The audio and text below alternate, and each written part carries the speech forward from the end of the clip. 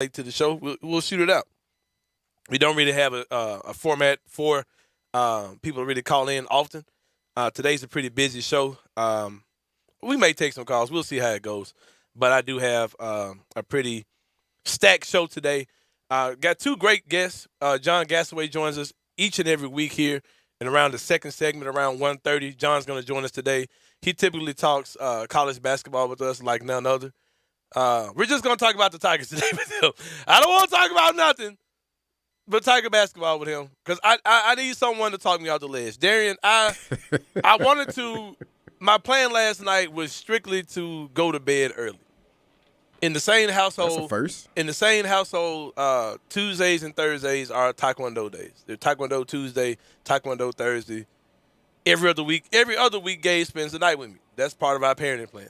I have Gabe every other weekend. The weekends I don't have him, I keep him on Taekwondo nights. Absolutely. Works out perfect. Yep. Me and his mom have a good thing going. I was exhausted yesterday. I came home. You know, I've been cooking at the house lately, you know. Air frying. Yeah, I've been air frying. Poacher power. I made me some spaghetti yesterday. It was, I had a little hookup going on. Whatever. Gabe told me whatever I changed about my sauce, don't do it no more. Go back to what I was doing at first. Must have put Italian seasoning. He told me it was nasty, but he ate all of it. So that's how Gabe is. At first he said it was good. Then when I told him I'm glad you like it because I changed some about it, then he comes back and says it's nasty. Man, most kids that without a job, man, they go eat dad's food. That's Gabe. But anyway, came home for Taekwondo, had Gabe in the bed. I'm ready to go, man. I'm in the bed, ready. I open Twitter. Why did I open Twitter, Darren? Yeah. Somebody asked me and they said, hey, Sain, look at this. Report says that Imani Bates won't be playing in the Cincinnati game Thursday. And maybe is considering leaving the team, 2023 top pick, whatever. Absolutely. So I had to deal with that instead of just getting into bed last night. So, of course, I had to deal with the penny apologists and the Go Tigers goes and the blue hairs? The blue hairs and the blue shaded glasses and the Memphis media's a bunch of haters. I had to deal with all those guys last night. And I didn't want to deal with that. We're going to deal with that a little bit more after I set up the show. But I just want to let you know that's going to be the main thing we talk Absolutely. His dad didn't help either. Like I said, we'll get into it. His dad is quoted for saying some things. Man. So, hey, go for it. Let me take a breath. I didn't want to deal with this crap last night, man. I didn't. I promise you I didn't. They interrupted your beauty sleep. Yeah. Something from the outside is coming in. I don't know what it is. I don't know if it's the mic in the other studio or what. But I'm hearing like conversations in the hallway. Okay. In my headset. All right, I'll check it out. Go for it. Yeah. So yeah, man. So y'all just bothering me, man. I wanted some rest last night. Could not get that done. So we're definitely gonna talk about the situation with the University of Memphis and the Imani Bates situation. Also, of course, Darian, I wanted to just talk about sports yesterday. We joked yesterday on the air about how I just want to talk about sports, and then the HBCU stuff went down yesterday, and we had to derail. We had to derail the conversation. We talked about the bomb threats that were going on at the HBCU school, at many HBCU schools, and then Darren, I think you set this one up too, Darren. I think you set this one up yesterday for sure. I think you jinxed the whole world with this one yesterday. Hey, man, that's what I do. Now, let me catch you back up because you had to step aside for a second. Hopefully that's better for you, too. Yeah, it's good. Yeah, this is what happened. You asked me yesterday, what did I think about whoever the Raiders hired as coach yesterday? You asked me that at the end of the show, right? You remember that, right? Uh-huh. You said the last question you asked me was. And you passed on it. No comment. I said, you know what? No comment. No comment. Because until they start doing right by brothers, I don't want to hear nothing about no NFL coach that got hired in the NFL. Indeed. That was my last words going up the show yesterday, right? Absolutely. As soon as I get settled at home yesterday, I came home, made Gabe a 10-piece and some spaghetti yesterday in the air fryer. Seasoned wings, honey hot wings, and hot wings. I had all three flavors. It was like real, wing guru going on. As soon as I get settled in, here's a story about Brian Flores, former coach of the Miami Dolphins, suing the league, class action lawsuit. I just wanted to stick to sports there, and I think you kicked this open. Absolutely. I mean, it's so unfortunate. And don't get into it yet. No, we ain't okay, get into it. Okay. Hey, we're gonna but talk we about kicked, this. yeah. We're gonna talk about this. I jinxed the situation. Because you know what? I didn't get sleep last night, so I was frustrated. I was up arguing with weirdos till about 1 o'clock in the morning. Then the Brian Flores stuff is going on, so I'm socially upset. I'm racially upset yesterday over that stuff. Then a guy says, in regards to Monty Bates, a guy says, that's what happens when you go to a HBCU. He called the University of Memphis HBCU. Oh, Lord. I had to deal with that yesterday. But you know what? I got a solution. At hour number 2, Darian, a good friend of mine, is coming on the show. You know what he does for a living? What does he do? He's a pastor and a preacher of God's word. Uh-oh. Now, we've came on here and we've mocked God on this show. Darian, I plead the fifth. we made a mockery of God himself on this show. I plead the fifth. But I have a guest coming on today. He is a pastor. Man of the cloth. He's a man of the cloth. He's coming on. He's going to pray for whatever y'all need to get prayed for today. This ain't no joke. This dead serious. Yep. He's fully accredited the whole nine. I need his peace today. I need the Lord's peace today. My good friend Terrell Munger, pastor of One Accord Church. I think that's the right title. I know it's One Accord or something. I don't know if it's One Accord Church or what. But Pastor Terrell Munger is going to come on. He has some exciting news. He's opening up a youth center, man, this for the kids right here in this community, right here in the community where this studio is, in the Hickory Hood, as you might call it, community. Exciting news to talk about with him. He's going to talk about that. He also has a sports podcast, so he can definitely chop it up about sports as well. I need his thoughts. I need healing today, Darian. I need healing for sure here in the studios. Hopefully you get it. Hopefully come in with blessed oil. Yeah, he's Bible, coming in the studio, man. He's gonna come in. He's gonna hit Miss Margaret first. Bow. He's gonna walk past Eli off. Bow. I might need to let Miss Margaret know what's coming, because Pastor Terrell Munger looks like preacher Penny Hardaway.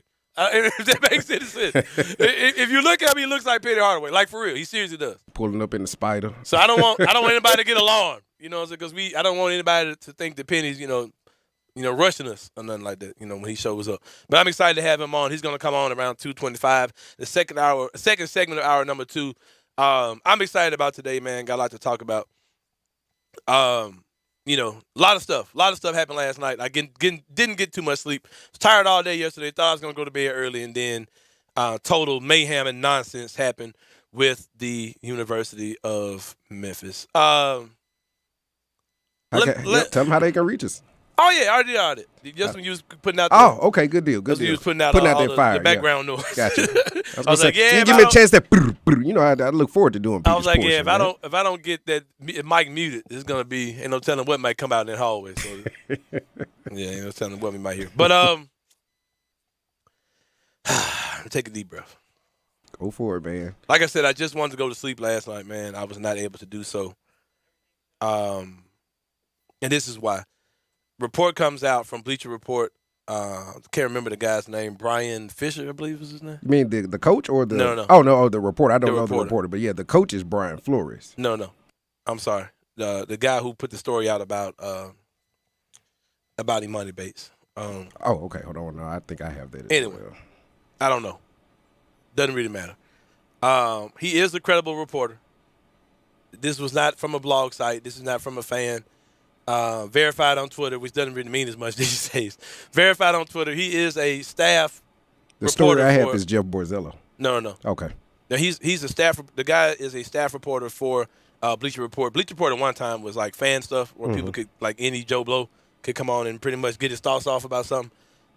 This wasn't that type of like a fan blog. Almost. Yeah, this isn't that type of situation. This is a credible, credentialed media member who put out this report.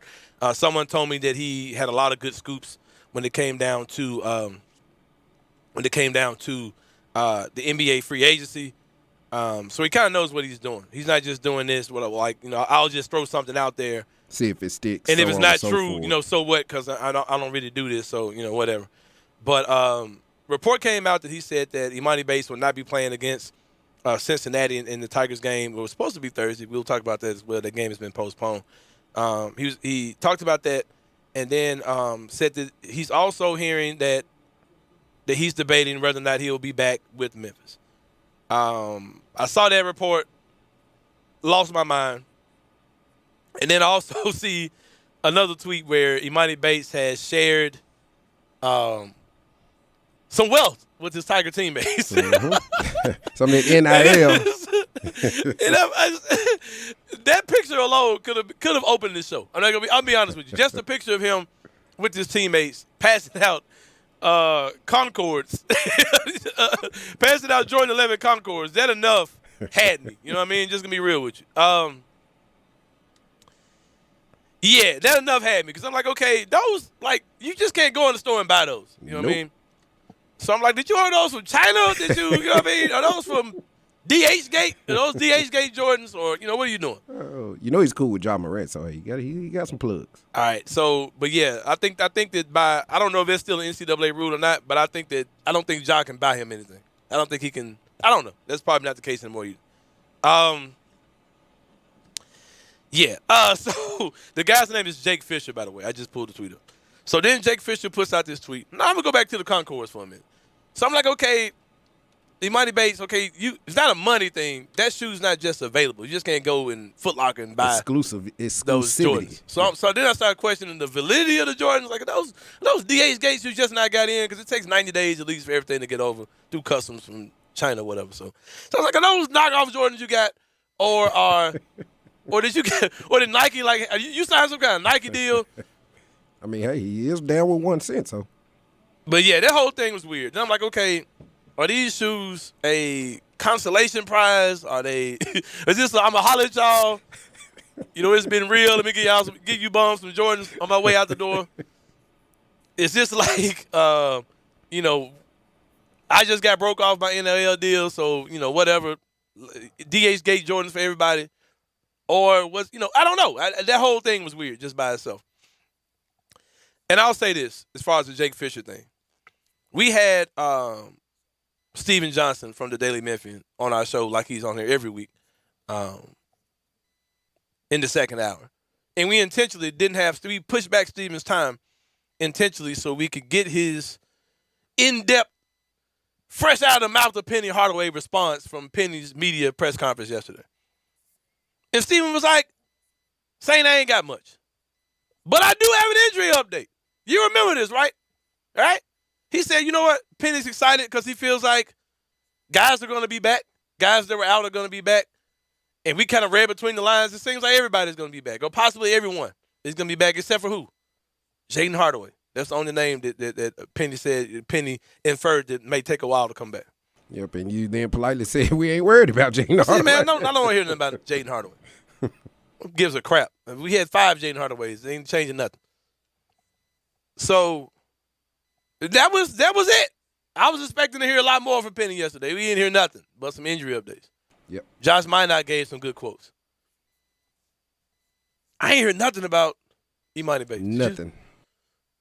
It seemed like when there's a situation with Imani Bates where he wasn't playing Thursday, and he won't be playing until he's right, until they hear better news, or a situation where the school said, "Hey, that kid's fine," or his dad saying, "Nah, I need a second opinion. I'm gonna take my kid back to wherever they're from, Kalamazoo, wherever they're from." Ypsilanti.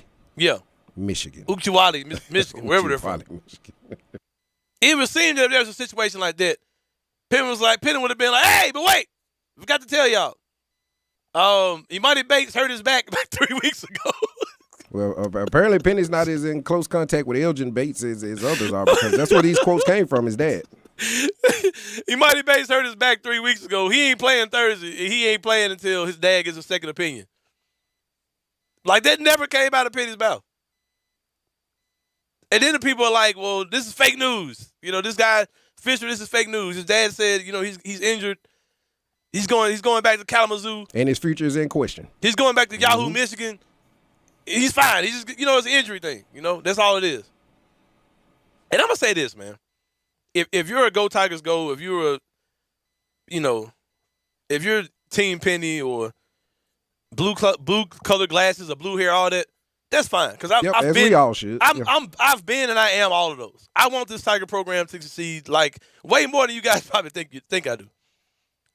My frustration doesn't come off of hating Penny or wanting to see Penny fail. My frustration comes from wanting this thing to work incredibly bad.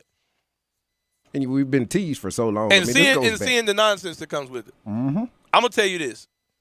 If you only want to assume one side of this situation, you're in a very bad place. You're in an unhealthy place. Because this story about what Imani Bates' dad is saying could very well be true. It could very well be a situation where the kid got hurt. He's healthy enough to play, but his dad is concerned because guess what? Unlike most kids who are playing college basketball, this particular kid is a multi-million-dollar investment. Absolutely. Already. You're talking about a kid who, as a sophomore, was the National Player of the Year. Getting compared to people saying he'd be the next Kevin Durant. These type of things. If you're a parent and you're worried about your kid, I can see a situation where you're saying, hey, screw what the school is talking about because the school is going to have their best interests at heart. They're going to play my kid whether he's hurt or not. I can see that situation being true.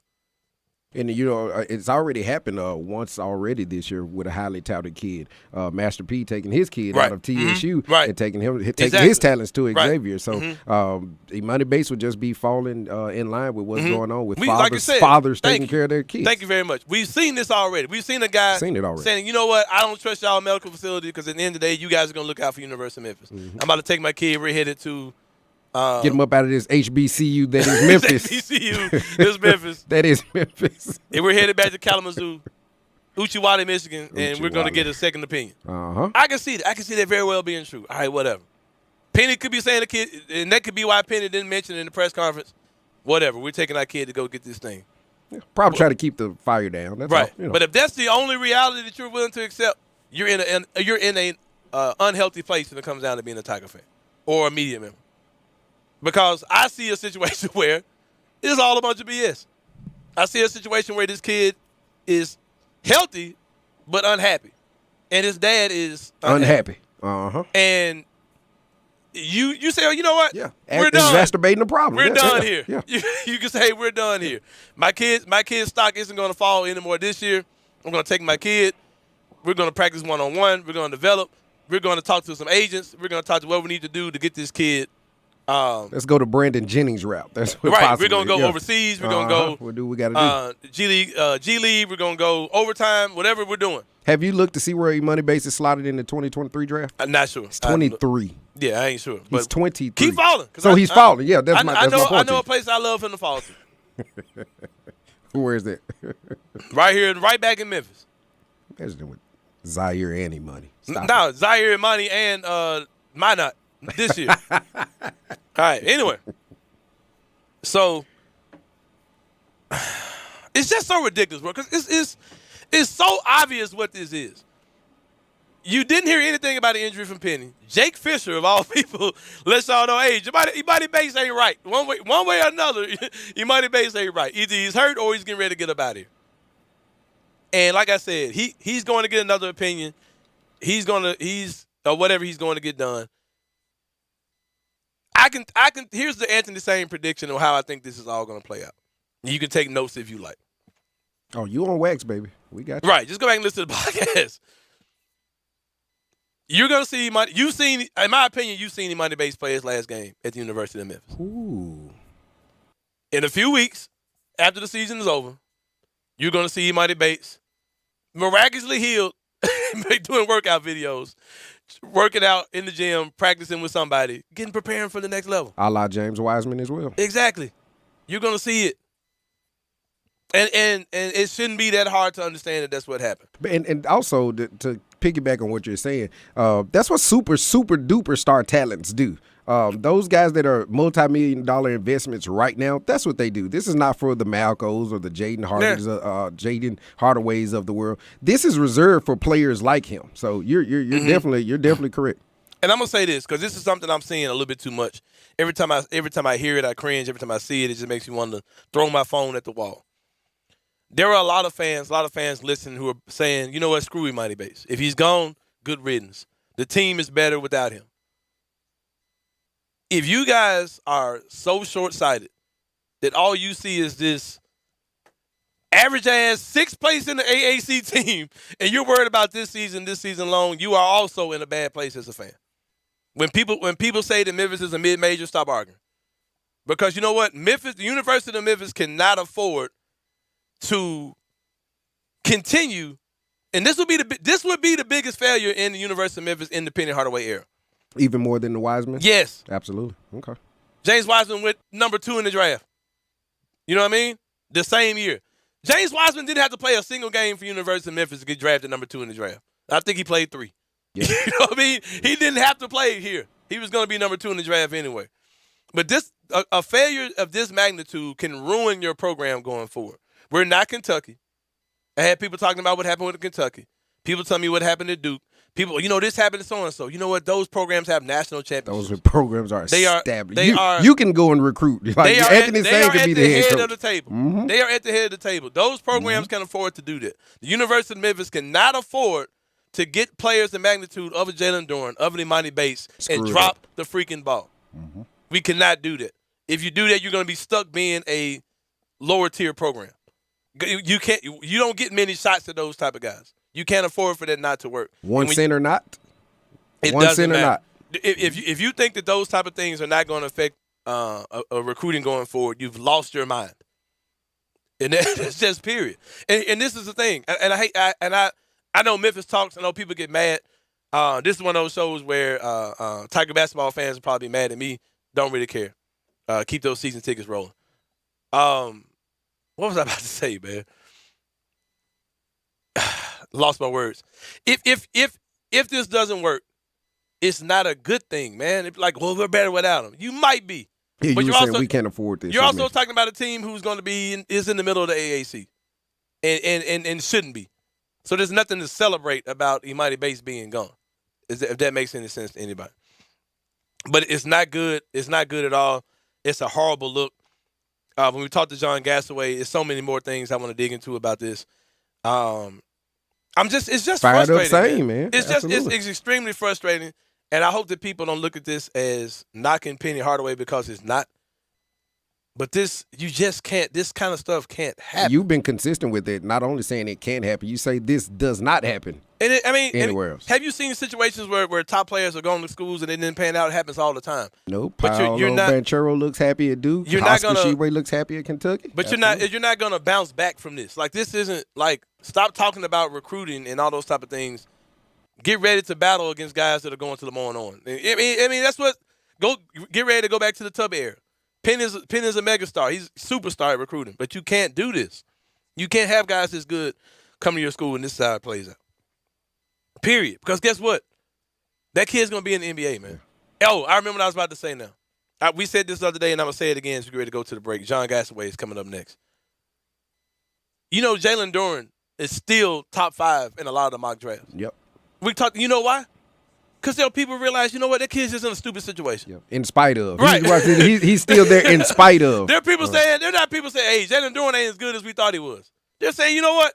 I know how good that kid is, and he's in a goofy situation. And to make your point, to another player that's similar to him. And I guarantee, and I know that's what's happening. Yep, in a similar situation. That's not me guessing, I know that's what's happening. That's where you look at down at Auburn. When you do the right things and you get your teams to the number 1 spot, Jabari Smith's stock rises. Yeah. Minus what's going on in spite of Memphis dropping. I see what you're saying. Right. That's why Jalen Duren is still there. But, he obviously could be a number 1 overall pick had the Tigers done what they were supposed to do, similar to what you're saying. Brandon Boston didn't look good in college. He went to Kentucky. There were people wondering, okay, is Brandon Boston good? Zaire Williams went to Stanford, didn't look good. And we questioned him initially. And they questioned it. And he was a guy who was one of the top players in his class, still went 10th. Because there were people who looked at this situation like, hey, that kid's better than that situation. Jalen Duren ain't moved at all in the mocks. Nope. Because there are people like saying he's better than this situation. He's in a crap situation, man. That's where we are as a school. So y'all can talk all this stuff about, hey, we're better off without him. Yeah, that sounds real good. That sounds cute. But you're not getting those kind of guys again because we totally dropped the ball on both of them. Really on all 3 of them because I haven't even talked about the Josh Minot situation. Yeah. We're about to take a break, man. We're going to come back. John Gassaway is going to come in. I'm ticked off. Fired up, Sain. Supposed to be, man. Shows your passion, man. Shows that you really do love Penny. Sports 56 grind time. We'll see y'all in a minute. You have opinions? Like a splinter in your mind, driving you mad. We want to hear them. Call or text us on the AutoZone listener line at 360-8255. That's the AutoZone listener line at 901-360-8255. Get in the zone, AutoZone. Brian Elder's Roofing Solutions. I'm Brian Elder, 867-0303. Hurricane season is upon us. Is your roof ready? Are your shingles laying down and sealed properly? Call me right now, 867-0303. They say you get what you pay for. That's why my opinion is free. Maybe you've got years of life left in your roof. If so, I'll tell you that. But if I find storm damage or a compromised roof system, I'll lay out some options for you. Don't let them tell you it needs to be replaced if it only needs a repair. Call me, 867-0303. Has your insurance company already seen it and rejected your claim? Maybe they're correct. Most of the time, they're not. They do tend to become more reasonable once I get involved, though. 867-0303. I'll measure your roof from outer space or BrianElderRoofing.com. Call 867-0303. Brian Elder's Roofing Solutions. Welcome to Triumph Auto Sales, where you'll have a great car buying experience. Triumph Auto Sales is your #1 source of quality pre-owned vehicles ranging from lease returns to new car trades, all at huge savings. Plus, Triumph has a full array of financing options to meet your needs. Find your next car online at TriumphAutoSales.com or stop in today at 4875 Elmore Road. Triumph Auto Sales will help you get the vehicle you want at the price you need and the service you deserve. For a great car and a great experience from a local and family-owned business, visit Triumph Auto Sales. February is the month of love, and not just on Valentine's Day. This is the month when you want to be warm with someone you love, the month when you want something romantic, something special to happen. And if you want special and romantic, you can't beat 117 Prime, Memphis's premier downtown dining destination. Take your significant other for the perfect meal at 117 Prime. The best steaks in town, the oyster bar, the wine selection that simply can't be beat. Experts determined to make your experience both special and romantic. This is the time to do something amazing with someone you love. This is the time for Prime.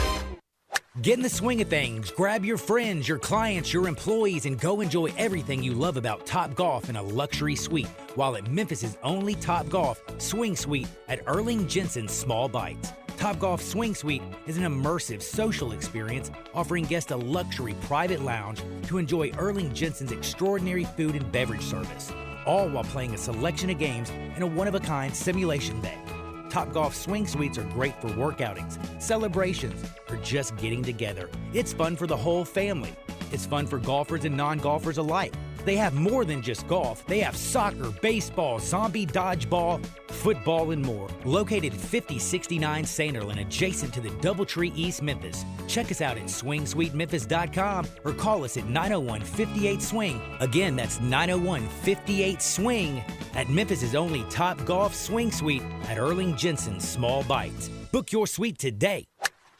Now, back to Sports 56 Grind Time. Here once again are Peter Edmiston and Anthony Sain.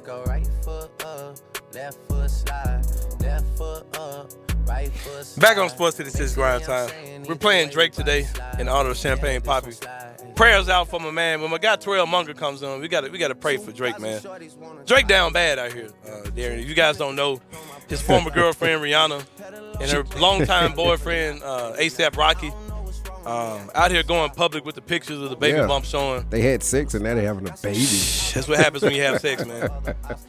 Champagne Poppy was at the Raptors game with Ujiri. Just man, it grew the hair back out. He got the Take Care hair.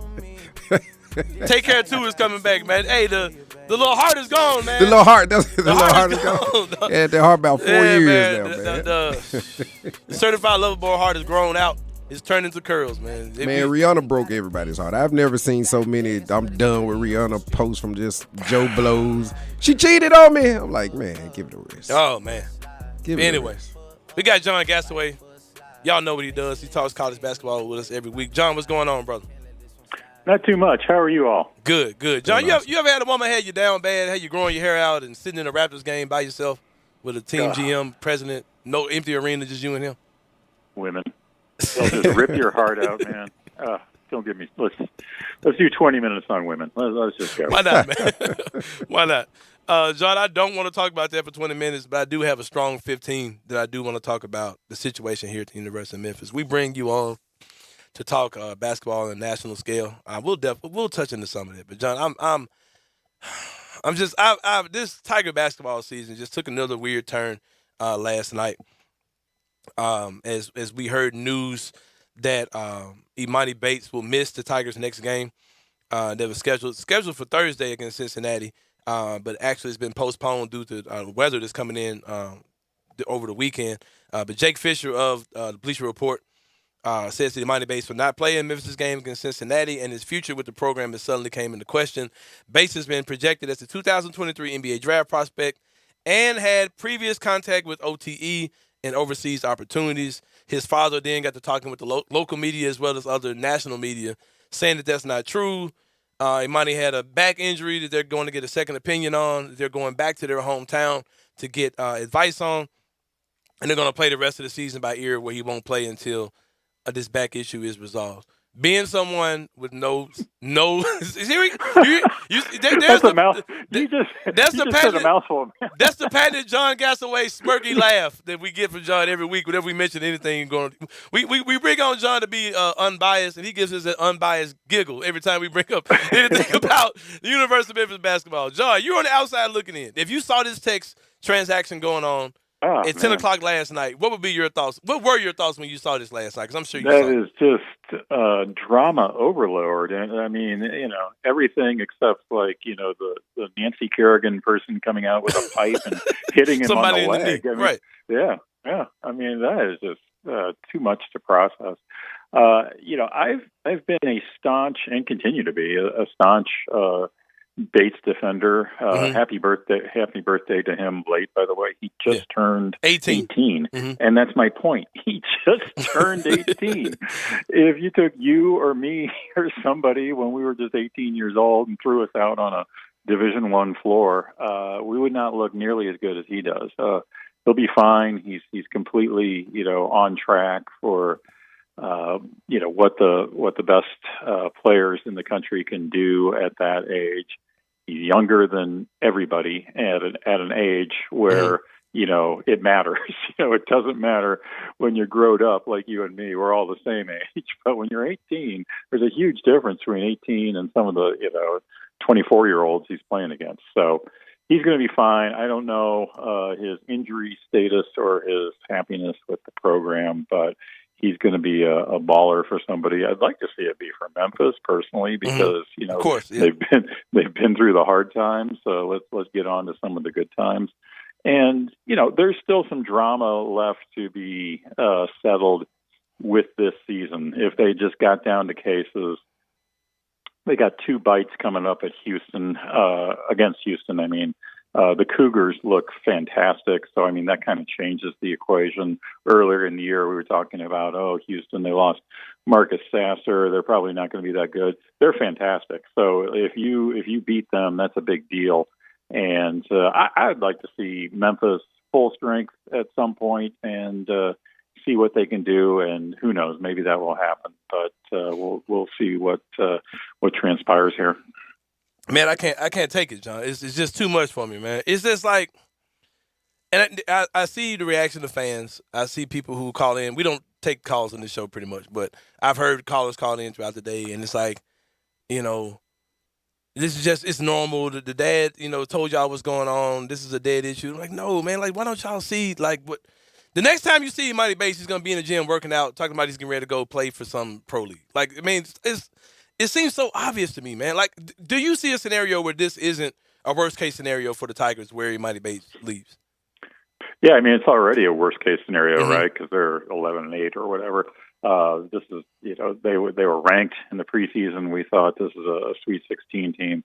So it's a bad-case scenario already. And, it's Memphis can be a good program, without Bates. It's more than just one player, especially one really young player. It's just, it would be cool because, he's going to be great in the NBA someday. And it would just be cool to be able to say, he's a Tiger. He came through here, and it looks like, that may or may not happen. It's not, with these guys, it's not necessarily what they do as college players, okay? With rare exception, obviously Duke in 2015, Kentucky in 2012, and obviously, Zion was a happening in 2019. But I mean, look at Kevin Durant at Texas. I mean, Texas, they lost in the first round, But you had Kevin Durant. Right. He was a Longhorn, and he always will be. He was the National Player of the Year. Right. That's cool, So it's not just necessarily bottom line wins and losses. A lot of times, in the NCAA tournament, you're going to lose to an older team if you've got a lot of one and dones. But it's just a program builder to be able to say, Bates, if it's like 2027, look at him. Look at what he's doing now. He came through here. He was at Memphis. That's what's at stake here, and not necessarily, will they win the national championship or not? It would just be cool to be able to say he's our guy. Yeah, it's just so frustrating, man. This whole because I'm born and raised here, John. I tell stories all the time about how I had a hard 8:00 bedtime as a little kid, and I remember my parents making me go to bed at 8.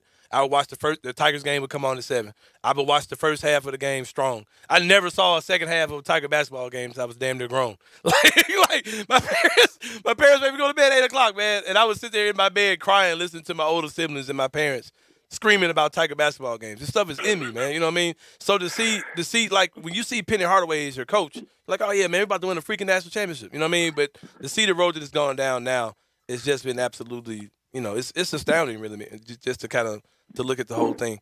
Let me ask you another question, because I'm going to give you some truth serum again. I need you, and I know when I say this, I might get a smirk again, or I might just get a better answer. But you look at guys like Damian Baugh and guys like Boogie Ellis, who left Memphis last year, and now they're at other schools looking like totally different players. That kind of stuff has to be a bad look as far as recruiting as well. You got this Imani Bates stuff, which is going to be a disaster. You got the Josh Minot thing. You don't know how that's still a work in progress. We don't know. Jalen Duran, of course, is going to go top 10 in the draft. You got guys like Damian Baugh, Boogie Ellis, like I just said, who's going on to look better, way better than he looked here in Memphis. Those type of things have to hurt recruiting. Am I right or wrong? Well, recruiting's been really good so far. I'll give Hardaway that. And, you do have Duran, and he's going to make you look good. So I wouldn't bury it. I wouldn't say recruiting is going to plummet off a cliff just yet. Right. And also, with the new one time you can transfer without penalty rule, you're going to see a lot of transfers going to better situations where they get more playing time, and you're a year older, so you are better. My gosh, the entire if you want to look at somebody decimated by transfers, Tony Bennett in Virginia, lost a ton of transfers, many of whom look great, and Virginia does not look good this year. They're going to unless a miracle happens, they're not going to make the NCAA tournament. So, and they won the national championship 3 years ago. So that's a good program. It can happen to anybody, and it's a good thing that players get to go where they can get playing time, and they have a little bit of the same mobility that coaches have, who just leave at an instant. So. I think that as long as Hardaway continues to enjoy the job, he's going to continue to get players. His track record is fantastic. He's better than anybody, at the program since Calipari as far as recruiting. And, there'll be dips this year and peaks the next, but overall, the guy is an elite recruiter, and he's shown that in terms of the results. You talked about the rule allowing guys to transfer freely without resistance and be able to play the next season. How do you think that's gone so far with this still being in its infancy? I love it. I love what teams that are good have been able to do with it. You look at Wake Forest as a great example. They kind of were built by transfers, and their best player, Alondas Williams, was a transfer new this year, just came right in. A little bit like Fred Hoiberg back in the day at Iowa State. He was like the only guy doing it back then. And again, I think it's the right thing to do. So that's the important thing. But also as a fan, I think it can result in good basketball. I don't think you should be, situations change, and you sign on the bottom line, you commit to a program, and then somebody else comes in and you find, hey, I'm not getting the playing time I thought. And again, I want to emphasize it's not true free agency. The players get to do this one time without sitting out in their career. And then if they want to transfer again, then it's back to the old days, and they do have to sit out 1 year. That strikes me as a fair accommodation. You get one shot to better your situation, and I think it has been a net benefit for the sport as a whole. I like it a lot. Hey, John, how are you? This is Darian. Hey, how you doing? Hey, the NFL has come under scrutiny for many reasons, especially in the past year or so in the front offices. You had John Gruden, you had Brian Flores on yesterday. But my question is in reference to a tweet that you sent out stating that the Washington football team has changed its name to the Commanders, and it is equivalent of an interim coach in college hoops that could have kept his job. I definitely resonate with that, and I agree that they missed the boat on that. What are your thoughts on the new name and how it is going to kind of go over with the fans of the Washington Commanders now? I mean, it's the name, so it's going to be used. And if you could fast forward all of us to 5 years from now, we'll be saying Commanders. It'll look strange that we ever talked about this being a decision. I just think the same is true of Washington football team. I got used to using it. Right. We used it around the house. When I was talking about football with my sons, we'd say WFT. And I thought it was a cool name. It made them unique. It was dope.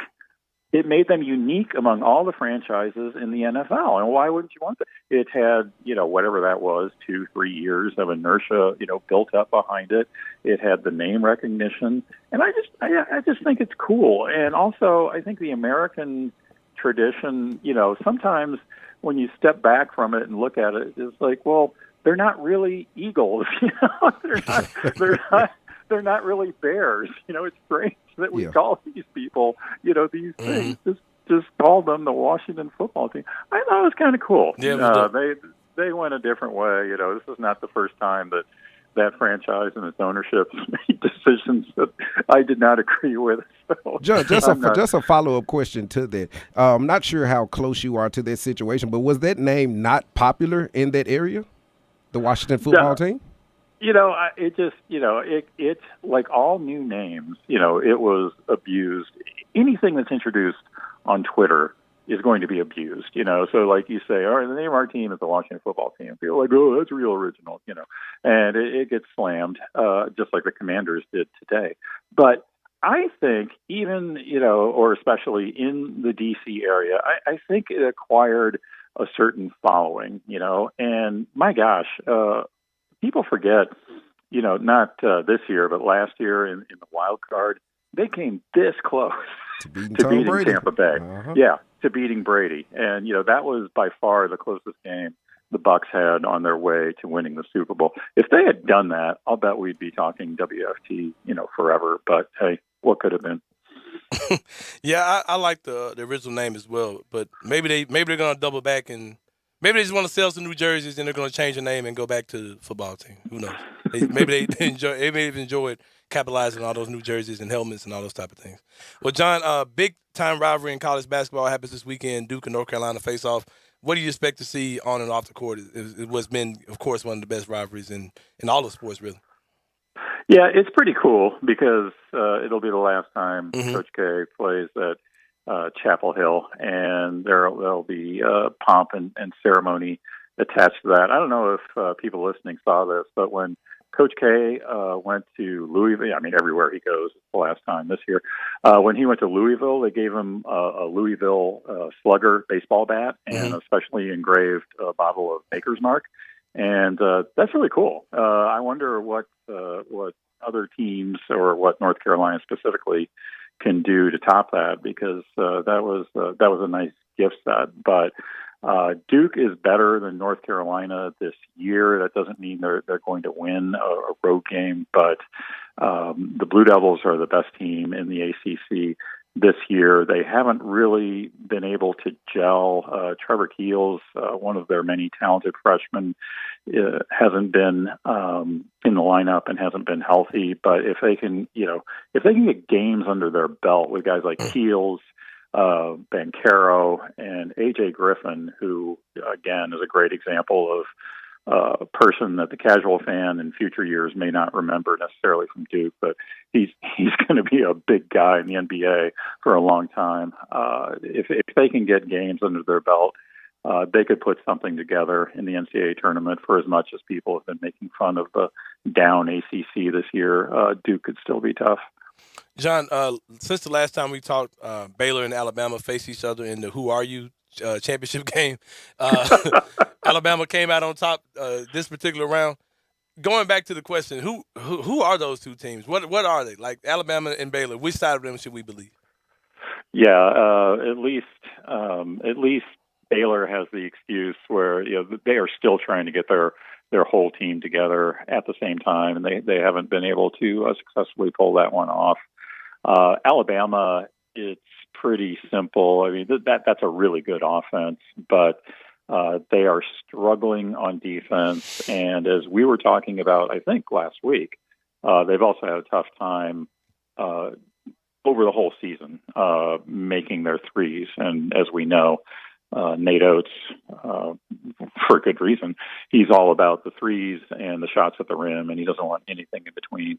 And they've had trouble making those threes. Now, it can change game to game, but that is a recurring concern. So, I thought Alabama was going to be the team in the SEC this year. Turns out, Auburn and Kentucky are both legit national title contenders, and Alabama isn't quite putting together. Historically, this is still a good Alabama team compared to what we've seen in the past 10, 20 years. They're going to make the tournament, no problem. But definitely Auburn and Kentucky is where it's at in the SEC this season. All right, John, I'm gonna throw out some betting numbers for you. I don't think we've ever done this with you, but this is gonna be pretty simple. Imani Bates, we're gonna set the over the amount of games he plays for the University of Memphis the rest of the season. We're gonna put the number at 1. Yeah, I know. It sounds like put the number at 1. 0, man. It's 1. Okay, I'm going to be optimistic. I'm going to take the over on that. All right. Thank you, John. If you say it, John, it's going to give me optimism as well, man.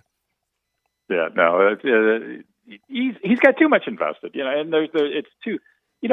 It's the beginning of February, and there's a whole team there who's waiting for him. Yeah, what else are you going to do? You're going to go work out alone? I mean, come on, play. But it seemed like that. I don't know if you saw the picture of him passing out Jordans to his teammates.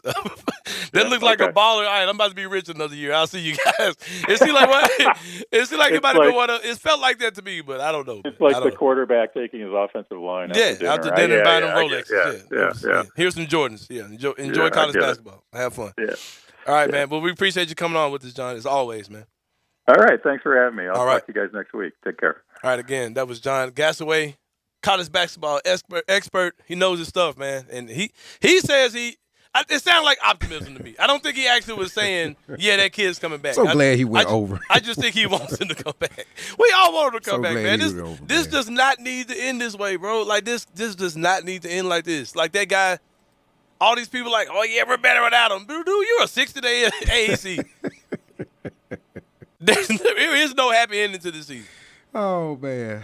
But anyway, we'll take a break when we come back. We're going to talk about Jaren Jackson Jr. has been unapologetically my favorite, not as far as on the court, but he's my favorite Grizzly. I don't hide that. He's my son's favorite player. Gabe don't even fool with Jaren no more. Now that I think about it.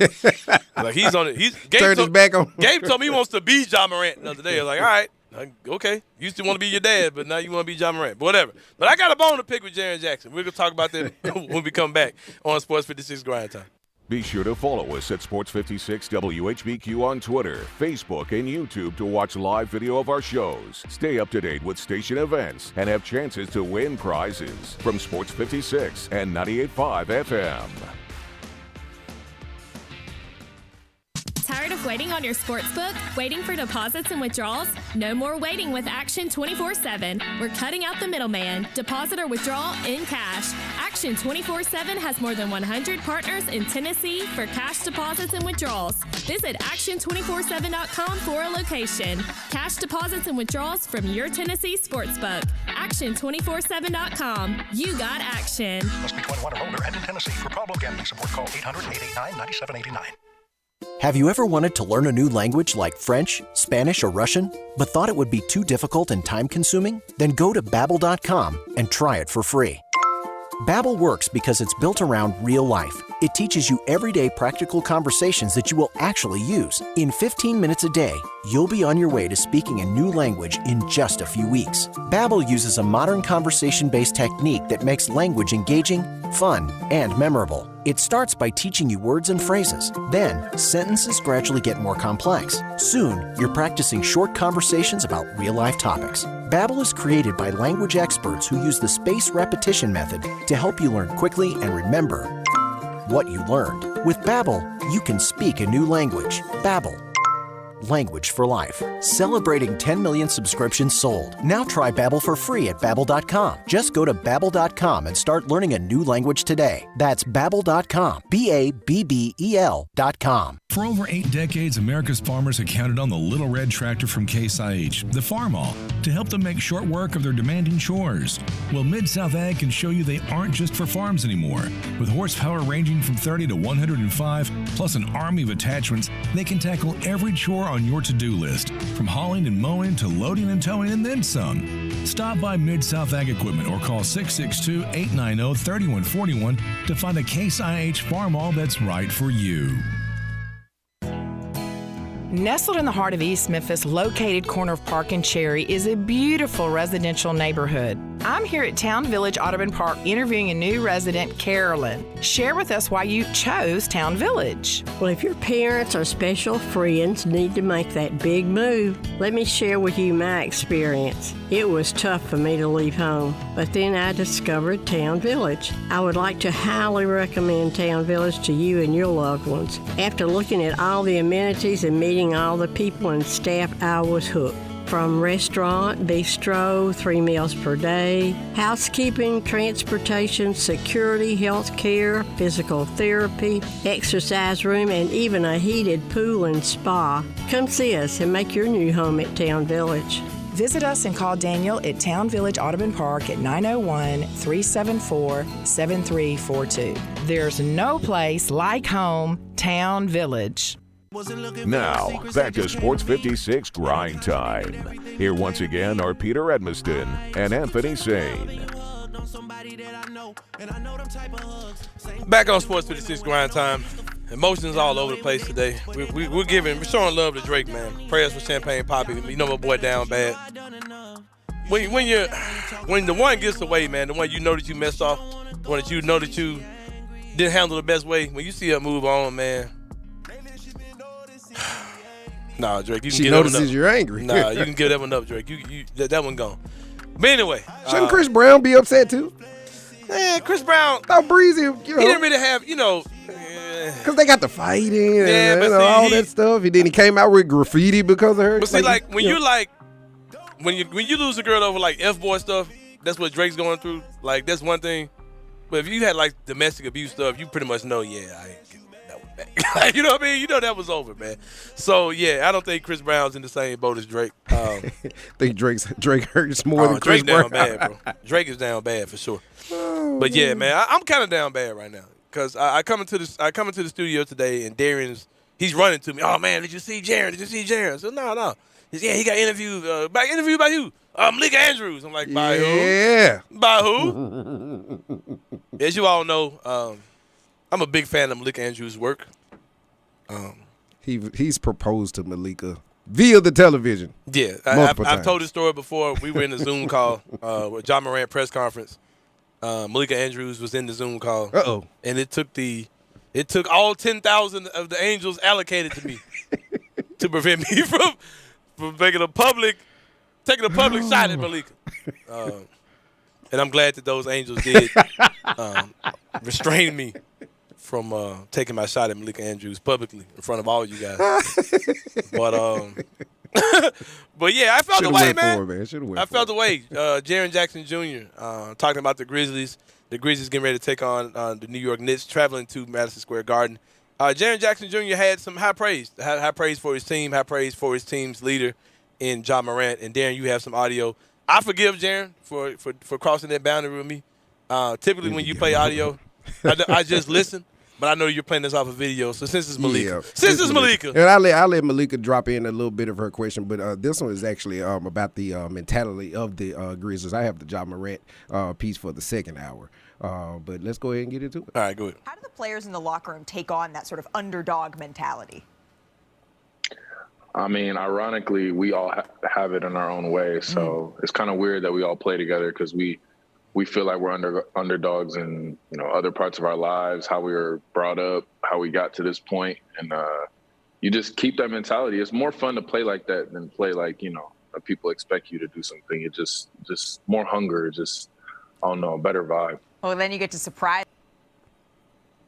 All right, so that was him talking about basically the team's mentality. And we see it on television every day. Them doing what the old Cleveland Cavaliers used to do when they used to take the pictures together. When Jitty has a big game, when they all come together on the court, that you can feel it through the television that they actually like each other. And that's kind of what he was alluding to, that us against the world mentality that they seemingly have already. It took the core four not that long as well, our original core four, because you say we have one now. Oh, yeah, we got it didn't take them that long to get it. It's fluid. But I like it. May that be permanent. It may be like the Four Horsemen. Kind of a rotating roster of who the core four is or whatever. But, But, yeah, man, like I'm over it. I'm glad that was a Zoom call because I wouldn't be able to deal with Jaren in the same room as Malika. I have to confront the man next time I see him. But, it's all good. You got more from Jaren that you're going to play? Yep. We're getting Malika right now. Let's go. On this show, but what stands out about his game the most to you? I mean, he's super smart. Everybody likes the dunks and, there's one. Everybody likes the dunks. Everybody likes all that stuff. But, I mean, he's just so smart. He knows how to manipulate the defense. Definitely even better than last year. Last year he was doing it really well, but now, ball fakes, just how he can see plays ahead, how he's finding guys, eyes in the back of his head, his passing ability. He's doing it all right now. So I'm glad everybody's just taking the time to appreciate it. Like, it's just a special moment for him. Like, he's just playing the best in his career, and sky's the limit, man. Like, it's great to see. And I get the best seats, so no one gets better seats than me to watch that. I think it's awesome. That he is in the moment. This is not going past him. And this is something Pastor Peter alluded to a couple of weeks ago. We all know who Pastor Peter is. Peter says stay in the moment with this. Kind of realize that you have a superstar of extraordinary caliber, and to hear, and not only to hear him, but to also watch the way he answered that question. It seems like he knows without a shadow of a doubt that he's around something special, because he alluded to having the best seat in the house. Shout out to Jaren Jackson for being wise enough to know that this is something special. This is not something that happens all the time. Hell, he was at Michigan State, and he didn't run across a Ja Morant. So he knows where he is in this moment in time, and I thank him for letting the world know on national television, man. Yeah, man. Shout out to you for bringing that in. I think you did it on purpose, man. I think he was under Malika. Like, all right, say it again. There was a little bit of the Malika deal and the Jaren effect, man. You've been Jaren. It's two of my favorite people. Yeah. And I was like, man, did you not see two of your favorite people? Yeah, like he didn't take a shot at him. He didn't take a shot at him, man. He was a little bit too giggly. He was. Stay in your lane, Jaren. Don't get the IG girls or something. Got his Amiri sweater on for. He knew what he was doing. How old is Malika Andrews? Like 20-something? 26. Oh, yeah. I can get my Zaddy on. Yeah, I was going to say, you shook his head. Man, if she see these grays is coming in his head, man. Man, my broke ass man would have a piece of a chance of Malika Andrews. We're about to go to break, man. When we come back, we're going to talk about the news that is dominating the NFL. Coach Brian Flores is sued these folks in Black History Month. Y'all got them messed up. We're going to talk about that and more here on Sports 56 Grindtime.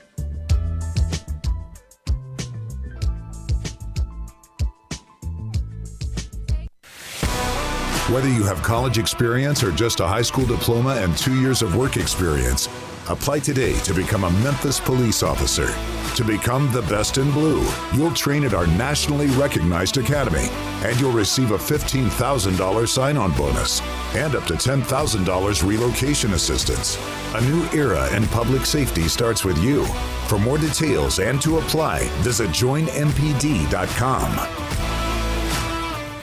If you need glass replaced, there's only one name you need to know. Binswanger Glass, the largest full-service glass company in the U.S. They've been an industry leader for over 145 years. For all your residential, commercial, or auto glass needs, Binswanger Glass is the name you need to know. 24-hour emergency service for all commercial customers, plus a nationwide warranty on all professionally installed glass. Visit Binswanger Glass in Midtown at 340 South Hollywood across from the Liberty Bowl. Visit binswingerglass.com. Binswanger Glass.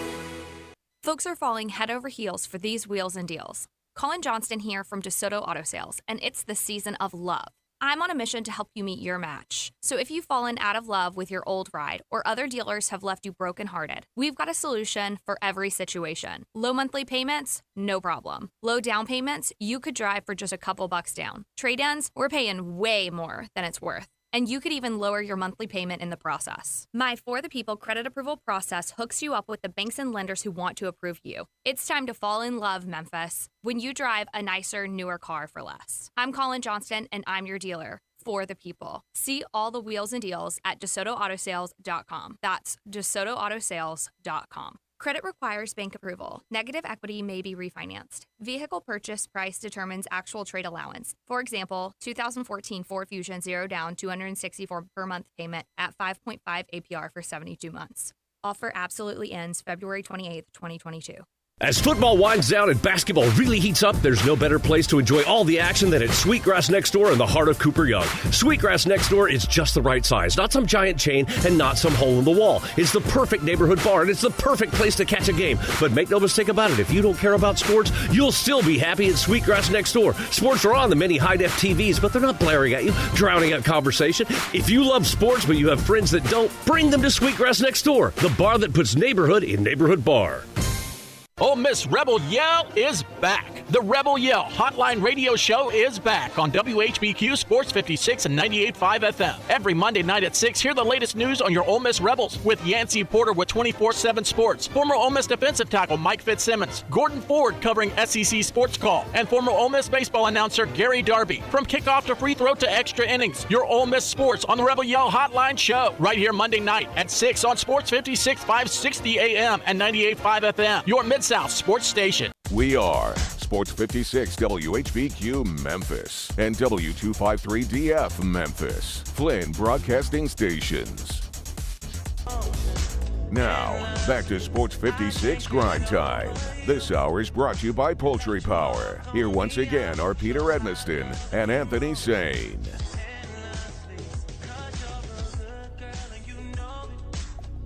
Back on Sports 56 Grind Time, hour number 2, sponsored by our good friends at Poultry Power. Hit them up when you need to buy chicken in bulk. Avoid the grocery stores. Man, if you had to get your order in, man, get your order in now. Give them a call, man. Hit them up. Visit their website. Get your order in to Poultry Power. Y'all know what's about to go down. Got winter weather supposed to be coming, man. Hit up Poultry Power and get what you need from them, man. You know you need that chicken. You know you want to put some wings in the air fryer during this ice storm that's coming. Hit up our good friends at Poultry Power, man. They will get you squared away. Hour number 2, we're going to jump into probably the biggest national sports story that's going on outside of Drake growing his hair back at an empty arena at a Toronto. He ain't going home with Rihanna, so. Man, my boy down he bad. Ain't going man. home with Rihanna. Man, I'm feeling bad for my boy, man. Champagne Poppy, man. This dude, I don't like seeing my boy down like that, man. I look up this man that grew the hair out. I said, oh, man, Drake, you down, maybe it's for a film. Maybe he's it's for Take Care, too. It's for Take Care, too. For Degrassi, too. You know, Star Trek Degrassi, too, man. You know.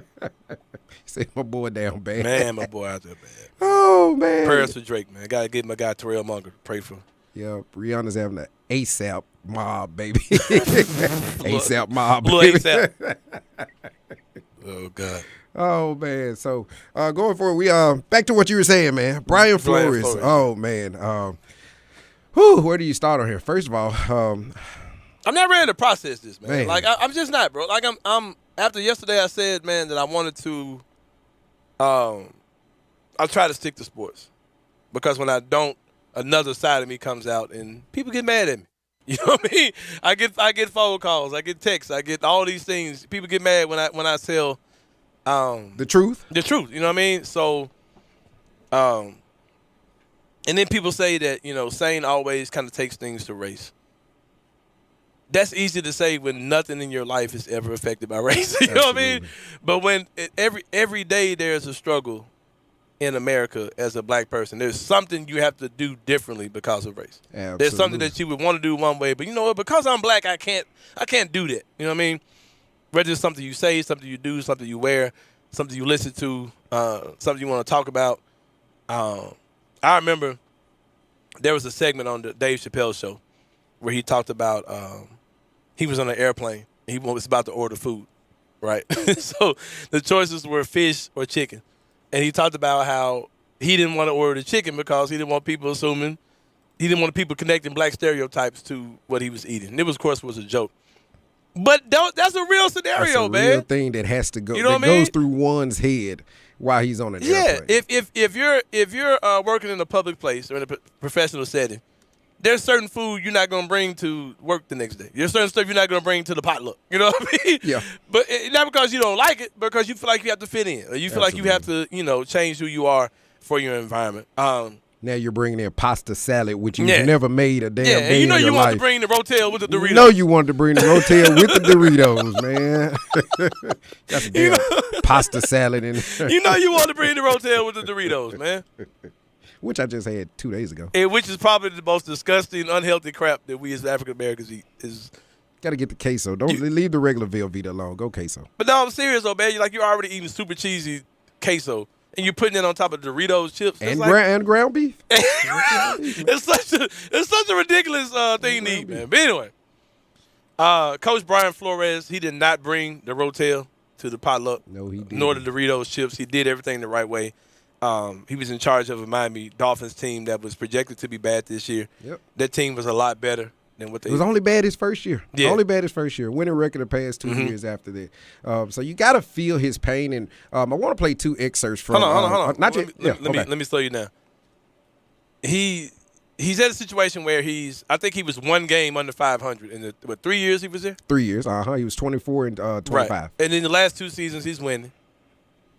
Does that sound like a guy that should have been fired? Oh no! If you're starting there, of course not. And when that happened, I didn't touch it. I didn't bring it to Peter's attention because as a black man in America who covers sports, I'm frankly numb to it. I've seen this type of thing happened a year before in San Diego as well. It's going to happen all the time. You know what I mean? This is just what it is. I'm glad for this brother. The bad part about what he's doing, there's no bad part. But the unfortunate part of what he's doing is that he'll never be an NFL head coach. He's gonna be blackballed forever for doing this. But you know what?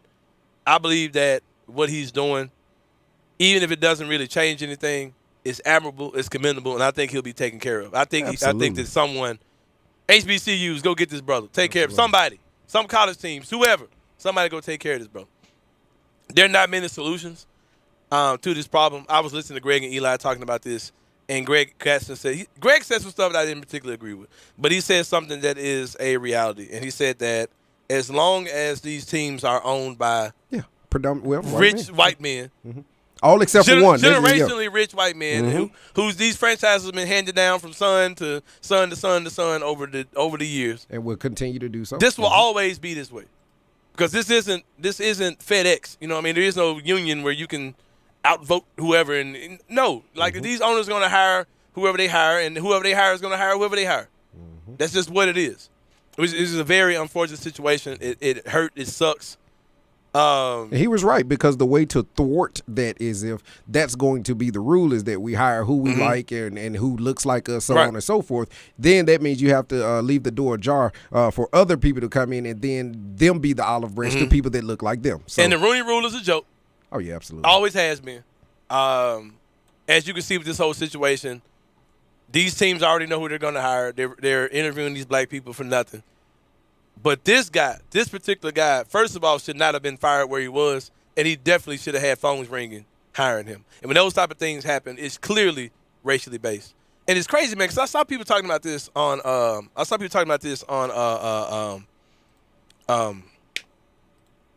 Facebook. Of course, in the comments. And anytime there's something that's semi-serious on Facebook and I see the little laughing emoji, it just triggers me, bro. Yeah. So I went in, I said, let me see who laughed. Yeah. Yeah.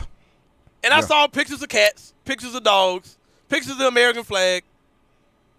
And I was like, all right, I expect, you know, you're the same people who felt this way about this thing and felt this way about this thing. That's pretty much what I expect. And applauded January 6th last year. Exactly. So. Or probably were there. Probably took a vacation based around it. So, like I said, we know how this is going to end up. There is no way that he or we can overcome this. You're in a league that's been traditionally racist when it comes down to certain things. Opportunities for black people will never be there like they should be. And it's just not changing. There's one solution to this, Darian. Now, it's a wild solution. Something I don't see how it could happen, but I don't think it would take long to get it right. What you got? Black billionaires need to get together and say, hey, we're going to start our own league. And I think there's enough of them to make that happen. Let's see. How many can you think? I don't know. I'm going to look that up for you. It may look bootleg as hell for about 3 or 4 years. But after a while, it could work. If you get enough money up front, and if you say NFL players, look, let's take a hiatus. Let's get about it. Let's take an exodus. Let's take a mass exodus. Wow, man. According to Forbes 2021, the world's billionaires list, there's 724 billionaires in America. 724 billionaires. And in America, only yet 7 of them are black. Right. Here's the thing. We only got 7 brothers as billionaires, 7. right? Yeah. This is what you do. You sisters, because I would assume one is Harpo. I would assume one is Oprah. Oprah, yeah. You get Oprah, P. Diddy, whoever else you got, Jay-Z. Let's see. That list them. Rihanna. Drake. You get it. Wow, Rihanna's name is on it. Kanye West's name is on it. Tyler Perry's name is on it. Jay-Z. David Stewart, Michael Jeffrey Jordan. Right. But this is what I'm saying. You get those people together, you start some type of little bogus league, and you just go for it, man. Like, it's not going to work. It's just going to look like crap when it first starts. But if you create an alternative and you get enough TV backing behind it, which is probably impossible too. Now, if The Rock just pulled off what he pulled off, Rock has television contracts with Fox for this new league that he has conjured up starting on next year, and we all can surmise why he got those deals. Mainly he's The Rock. He's presented himself to be the face of that league. So from that standpoint, what if Michael Jordan presents himself to be the face of that league? So you're definitely on to something. Right. I'm done with it, man. My idea probably sounds stupid to a lot of people, but like that's the only solution I got, because you're not changing the NFL. They're not changing, man. It's a good old boy network that has existed for a long time. And the way that they've been doing it, they'll continue to do it. You'll continue to see black people be overlooked. You'll continue to see black coaches like him, like Brian Leftwich, like Eric Bieniemy, continue to be overlooked while they praise white coaches who've done nothing and constantly being recycled and constantly being given jobs. I couldn't name some of the guys that the Cowboys offensive coordinator. Dan. The young looking dude. They praise that guy. They praise that guy like never before. Kellen Moore. Right, like never before. Of Boise State, yes. And ain't never did nothing. Yeah.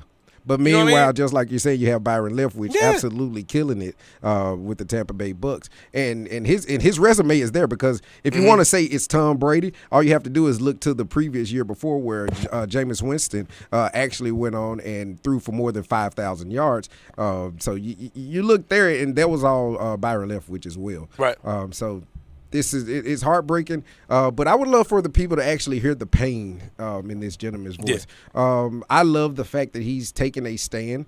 There was actually one pundit that actually went on TV and said these two things are actually separate, which we obviously know, but he broke it down in the facet of a way that a NFL team would actually support Brian Flores and still hire him, even though he's suing them, because they believe in what he's stating and saying, hey, that's not towards us because we brought you on, but still continue your pursuit of change.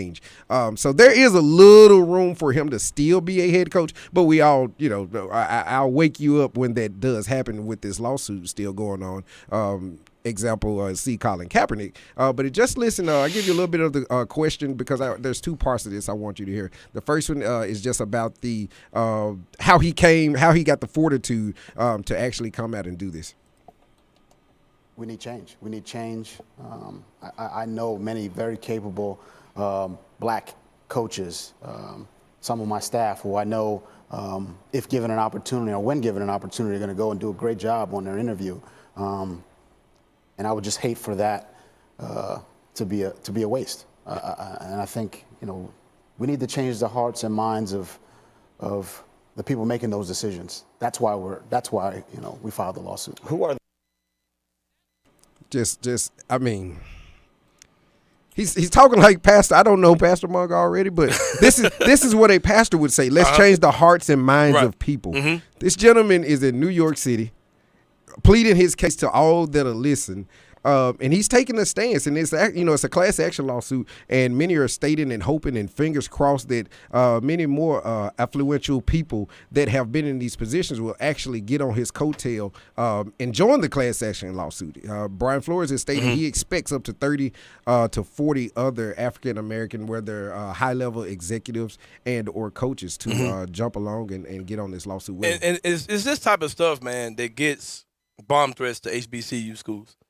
And I know we've jumped totally off the rails, man, because I'm furious about this type of stuff, man. It's just you constantly see situations where people of color are overlooked, all minorities, not just black people, constantly being overlooked in this league. And there's a reason why I don't get too involved in the NFL. Do I sit up and watch playoff games? Sure. Am I watching the Super Bowl? Yeah. But I don't get invested in the league because all my life I've watched this weirdo racist stuff happen throughout this league. I call it NFL Negroes for lease. Mm-hmm. You know what I mean? And you can take it back. That's what I always do. I've called it Negroes for lease for probably the last 10 years because it's of all the pro leagues, NFL is the least progressive out of all of them. Mm-hmm. And it goes back to Art Shell. Let me get this thought off. Here's the thing that bothers me. You're talking about a league where where minority athletes dominate the league in number and in production, but there's no situation where they can be anything other. Those NFL athletes are also the lowest person of power in that league. There's no authority in being a player at all. All of the authoritative positions are dominated by non-minorities or by white people. And it shouldn't be that way, man. Are you telling me that I'm good enough to make you a millionaire, but I can't have any type of leadership role? I can only be somebody's assistant? I can be somebody's assistant coach? And my guy, Zach, poor Zach Boyd, who is the producer of Sports 56 Mornings, used to be our producer. He said something this morning that was extremely profound. And I didn't know Zach had it in him, just to be honest with you. He said it's not just an issue of we're not given opportunity as black people, as coaches. But when we are given opportunity, we're not judged by the same standard. We don't get the same rope that other guys get. We don't get second chances. We get the, I told you so. He's not good. Fire him and you never see him again. You know what I mean? You don't see a retreads of a lot of black coaches in the NFL. Nope. Where's Marvin Lewis? You know what I mean? These guys, they get one shot and they're gone. And their shot is a lot shorter. Their rope is a lot shorter than these other guys are, man. And it's extremely frustrating, man. And me personally, like I said, I watch the league on occasion, but I made a stance way before this Kaepernick stuff. I watch it from a distance, bro. And it's just where I am as far as my personal piece and just how I choose to consume the NFL's product. I'm not going to be fully invested in it. I just refuse to be. NBA has its flaws too. That's my league of choice, man. They're way more progressive than any other league, and that's one of the big reasons why I dive all in on NFL. Texter Vinny says, did you hear about Jackson State pulling out the Heritage Classic for good? No, I did not. I have to look into that because that would be major. And that was definitely. I ain't heard nothing about that. That's real. Well said. No, I have to look into that as well. We'll talk to. That was definitely well said. Kari about that Friday as well. I don't actually have the audio of this piece, but something else, Brian Flores, and it piggybacks to what you just stated about Dr. Zachary Boyd.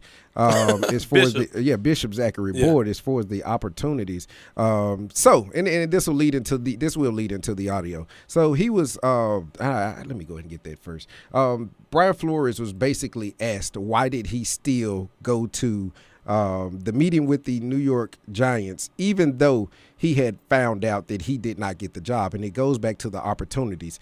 He stated that that's a soft place for people to land on had he not gone, because he wouldn't have a leg to stand on to say, hey, you guys did me wrong. Others would have said, you didn't show up. Others would have said you didn't complete the process by not coming here. That's why you were not chosen. So he still went through the ringers, or lack of better words, he jumped through the hoops of knowing that it was a sham. He used the terminology sham of an interview that he actually went through because of these text messages that were mistakenly sent to him. So not only, Mr. Sain, are we not going to give you the job, we're going to flaunt it in your face that we are discussing this with your peers of another company. It's almost like if you were communicating with another radio station about someone about not getting the job. This person is supposed to be a peer. This person is not supposed to have this trade secret type of information, but yet he does. And just because the name it seems similar, both names were Brian. Mr. Belichick absolutely did a messed up. He put him in a messed up situation just because of the text message. I'll let you listen to him from here. I'm getting the job with the Giants. We've all read it. When you first realized the mistake he had made, what was your first reaction? Disbelief, humiliation. That was a tough pill to swallow. And that, I have a great amount of respect for, Bill and Brian Daboll. Brian's a great coach. I think he's going to do a great job as a head coach in this league. I was upset that I wasn't getting a true opportunity to show what I can do, to show what I can bring to a team, which I feel is a lot. I think that's what I've shown in my time as head coach. That's what this is all about as well. There's just not equal opportunity. This is not a knock on Coach Daboll. So he basically received text messages. So I'll set this up for you guys who have not been in the loop on what happened to Brian Flores. So his name is Brian Flores. Another prospective coach or candidate, Brian Daboll of the Buffalo Bills, were both interviewing for the New York Giants job. And as we all know, Bill Belichick used to coach there once upon a time. So he still has relationships in the executive levels. And that's what we're speaking to, this kind of affluency that is not given to us as they are given to others. So someone in the Giants organization had to leak this information to Brian Belichick, which in turn does not work for the Buffalo Bills. Which shows you how weird all this stuff He's is. going to his Why friend does or Bill counterpart. Belichick even know this? Why does he even know this? And even furthermore, why is he about to applaud Brian Daboll, who's not on his staff, for getting the job? And I wish I had those text messages in front of me. But it basically said, congratulations, you had the pick of the litter. They were going to choose you regardless of what anyone else did, said, or stated. Then Brian Flores, the gentleman in question, who happens to be black, then states and sends a text message back. You can't be talking to me. You can't. He sends a text message back to Belichick that states, sir, are you speaking of Brian Flores or Brian Daboll? Right. And he actually says, I effed up. He says, oh, I effed up. This is for Brian Daboll. Sorry, BB. So not only do I know you're not getting the job, I was about to text the gentleman who is getting the job, about to congratulate him, and I felt no remorse by actually sending that to you, Mr. Sain. Like, it's I can't take much more, man. I'm processing like breaking news in front of my face that Jackson State is pulling out the Southern Heritage Classic. Doesn't make any sense. For good? Yeah. I don't understand this. Like, I can't. What happened to Black History Month? It's just a second, man. This is the worst Black History Month of my life. Just a second, man. Oh, goodness. I can't process this right now, man. Just go to break. We just get past the Monroe. I can't deal with this, man. Jackson State is pulling out of the Southern Heritage Classic. That is official. Kari Thompson, who joins us each and every Friday. You know what? Last week when Kari was on here, I was like, man. Got it in there. I was like, there's no way there's something else HBCU related is going to happen for us to talk to Kari about. And here it is. Every week. Yep. So hopefully you'll get a chance to ask him on it. Go to break, man. My Black History Month has just been in shambles. I can't take it. We'll see y'all in a minute. Sports 56 Grindtime. Brett Norsworthy and Gabe Kuhn drive you home with Sports Time on Sports 56. Brought to you by DeSoto Auto Sales. Weekday afternoons from 3 to 6 right here on Sports 56 and 98.5 FM.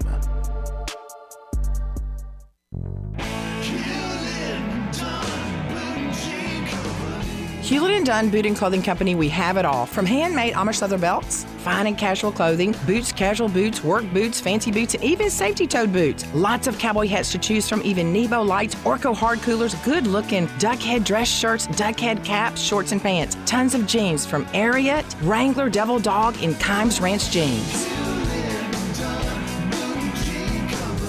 At Hewlett & Dunn, we have a great selection of Old South t-shirts and caps. Fine clothing from dress to casual to Sunday best. Enjoy choosing from UFO's orthopedic-approved shoes. Hewlett & Dunn Boot and Clothing Company. Boots of every size, every color, every skin. Great quality Western, work, and safety toe boots. Hewlett & Dunn Boots and Clothing Company. 111 North Center Street, Collierville. Hewlett & Dunn.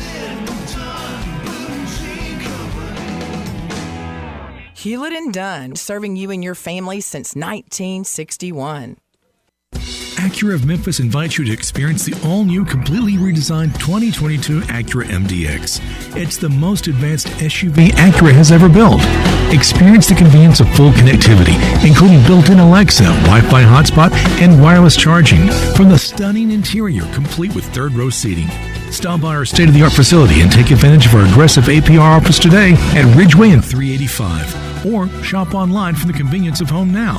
Visit AcuraofMemphis.com. Moving is stressful, but Black Tie Moving can take the worry out of the process. Whether you're moving across town or across country, moving your home or your office, your personal moving concierge from Black Tie Moving will work with you to design a plan that perfectly fits your budget and needs. And they're available 24/7 to answer any questions you have. Give Black Tie Moving a call at 901-316-6196 or go to blacktiemoving.com/Memphis to get your personal, no obligation quote from the moving experts at Black Tie Moving. Get in the swing of things, grab your friends, your clients, your employees, and go enjoy everything you love about Top Golf in a luxury suite. While at Memphis' only Top Golf Swing Suite at Erling Jensen's Small Bites. Top Golf Swing Suite is an immersive social experience offering guests a luxury private lounge to enjoy Erling Jensen's extraordinary food and beverage service, all while playing a selection of games in a one-of-a-kind simulation bay. Top Golf Swing Suites are great for work outings, celebrations, or just getting together. It's fun for the whole family. It's fun for golfers and non-golfers alike. They have more than just golf. They have soccer, baseball, zombie dodgeball, football. Located at 5069 Sainterland, adjacent to the Doubletree East Memphis. Check us out at SwingSuiteMemphis.com or call us at 901-58-SWING. Again, that's 901-58-SWING at Memphis' only Top Golf Swing Suite at Erling Jensen's Small Bites. Book your suite today. Now, back to Sports 56 Grind Time. This hour is brought to you by Poultry Power. Here once again are Peter Edmiston and Anthony Sain.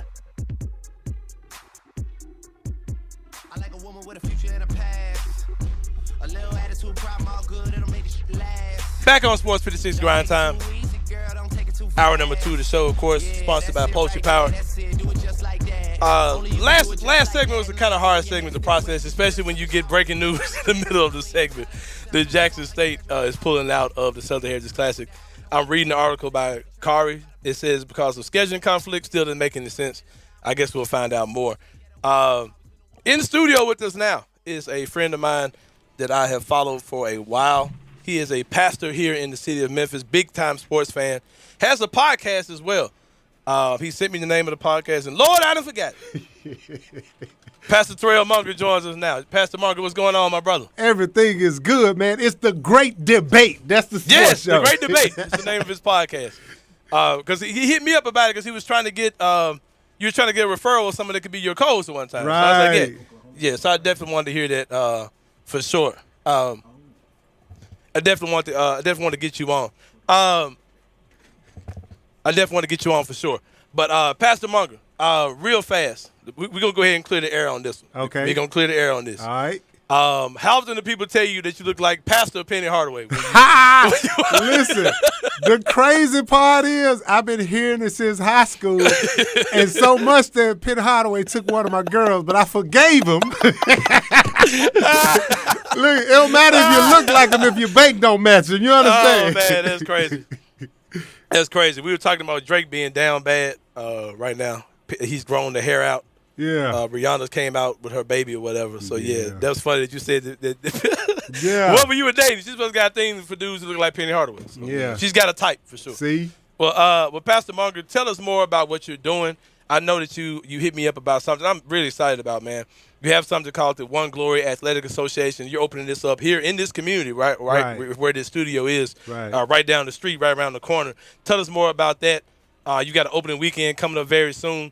Tell us more about what you're doing over with this youth facility. It looks like it's going to be absolutely amazing. Yeah, man, it's February the 26th, and there are a few things culturally that have always brought people together, music, barbecue, and sports. Right. So, I can't cook that well, not much a musician. Sports I understand and I get. So we got a couple of guys together that have a passion for young men, and we put an athletic association together, man. We bought the old Salvation Army building over there on Winchester, completely renovated. Phase 1, we got the building done. We're going to add another gym floor. We're going to add a turf football field. Wow. But it's to pull the kids in the community together. So not only we can help them with their skills, we can help them with their character and be mentors so they can see a better life for themselves. Well, Pastor Munger, I grew up in Memphis. I grew up in the church. My dad was a pastor. I've served in the youth ministry, all those type of things. Typically, when a church comes into the community and they build this gym, this big emphasis, whatever, for sports, it becomes this family life center. Yeah. Where the only family that sees it is the family of the church. Right. I mean, the building's always locked up. It's dusty. It's rarely ever used. It's this beautiful building, beautiful basketball goals and floors and everything. But you're talking about something totally different. You're talking about a facility that's going to be open you're talking about something that's open daily after school, that's open to the kids in the community. That's something that you don't often see. What inspired you to open up your doors and try to get something for the young people of Memphis and for this particular community to be involved? Yeah, man, I knew streets before I knew church. My uncle was a pastor. I went to church, but my activity was in the streets. I found that if you whoop people up in Madden real good, they'll take your advice. You know what I'm saying? So I started doing these Madden tournaments in the park, man. I got these big generators and tents, and we'll set it up, and we'll have Madden tournaments. And I just wanted to create a positive environment so people, because I was one of the young people at the time, could really see some of the things that we can do on a positive nature that, kind of took from us in a negative environment. So it went from that to doing 3-on-3 basketball tournaments. And then that's when somebody wrote an article about me in the Atlanta Journal-Constitution and said I was doing street ministry. That's not what it was for me. To me, just working with kids. Yeah. I'm whooping people up in Madden so they can respect me. You know what I mean? And so after that, several churches started calling me to train their youth ministry, their outreach ministry, their leadership team. And I got indoctrinated into the church culture, but I rejected it. I was like, no, put me back on the streets. And I quit the first pastoring job that I got after about 7 months. But a few families said, well, you're our pastor. What do we do? So I was like, man, this is an opportunity to use that consistency and repetition of teaching and create something what I believe the gospel was meant for. And that's when we started doing events as a church. So even though we have church, we're built on events. I do stage plays, concerts, rap videos. Google Terrell Munger, you'll see everything that I'm doing. The man said, Google me. Anyway, go ahead. Yeah, man. And so I'm built off events. So when I see the light come on in people's eye, man, it give me life. And so I saw that as an opportunity to light up some people that hadn't seen that light before. Yeah, man, it's super exciting. I love what you're getting ready to do with the One Glory Athletic Association. If someone wants to help, whether it's manpower, sweat equity, finances, which I'm sure you're not going to turn down as well. If someone wants to be a part of what you're doing, what's the best way for them to be a part of what you're about to do with this youth sports league? That's definitely going to get a lot of kids off the street, get them involved, and just help them find some purpose in life. What is something that people can do to help if they want to be a part? Yeah, the first thing they can do is go to onegloryaa.com. Okay. And if you want to be a part of the mentorship, if you want to be a part of the coaching staff, if you want to be a part of the training, we need you. Men, women, we need you because we already have some girls teams that are practicing in there, some boys teams. Okay. And also if you want to contribute, also on onegloryaa.com, you can contribute financially. You can give us some advice. You can turn us on to some kids in need. It's not just about your dollar. I believe that what we're doing is a move of God, and I believe He's going to provide financially. So if it's on somebody's heart to help, absolutely. But more than that, more than anything else, we need your sweat equity. We need you to breathe in the building. Let your experiences light up the life of some of these young men. Because all of us came out of something. Yeah, for sure. And we may have on nice clothes and drive nice cars now, but I need them kids to hear, man, we went without food. Our mama wasn't there sometime. We went with the lights out. So they can say that even though this is where they start, they know that this is not where they have to finish. So I need people that's ready to share their story while we coach folk. Man, I love it. I love what you're doing. We got to get my boy Bug Guy connected with you, man. We got to Derek can't hear because he doesn't have the headset on. Okay. But there's a man that we kind of a running joke that we talk about. He's not a running joke, but we've made a running joke telling about this story. It's a man that kind of molded my life in a way. I came up from the Pine Hill Community Center. Yeah. He's one of the guys that worked in the community center. He's kind of been around forever, just kind of being attached to different teams. But yeah, man, we gotta get you hooked up with my boy Bug. Absolutely. But side note, I got put out of the Pine Hill Community Center once. Hey, Bug Guy probably put you out of the. They let me back in after a while. I got my act together. They let me back in. Yeah, Bug Guy probably was the one to put you out, man. He's like, man, that boy look too much like Penny Hardaway, man. Get him out of here. But speaking of God moving and speaking of Coach Penny Hardaway, we know that you are a fan of the local sports and you do speak on the local sports. What is God doing with the University of Memphis basketball program, in your opinion, Pastor Moore? Like I say, this one is near and dear to my heart. Like after I gave Penny for taking my girl, I became a Penny Hardaway fan. Followed him in Orlando. First time I saw him, Frank was the star at Southside, and here come Penny from Treadwell and hung 40 on us, and I was like, who is this dude? And come to find out he was a special individual. So, Coach Penny, I believe that he has the ability to do it. But as you look at the game, you see the immaturity of some of the players. You see the older players not mixing well with the young players. And I would say this if I was in the room with Penny. You said you wanted all the smoke? Yeah. Here's the smoke. Yeah. And I believe that all of these are good learning opportunities for him to get better. All the challenges, Calipari faced these challenges, Tubby faced these challenges. All of the challenges that are there to make you a champion are there. And if you handle the challenges, you can become a champion. And I just would encourage Penny to not get down on himself, remain in his own skin so his culture can exist so he can create the champions that he wants. Because you see he lost his cool. He finally let him get to him, and you know what I'm saying? Treadwell came out of him, you know. But I don't count it as a strike against him. He's taking his bumps and bruises just like any other great coach. And 5 years from now, if he wins us a championship, nobody will be talking about this, man. That's a good point you're making for sure.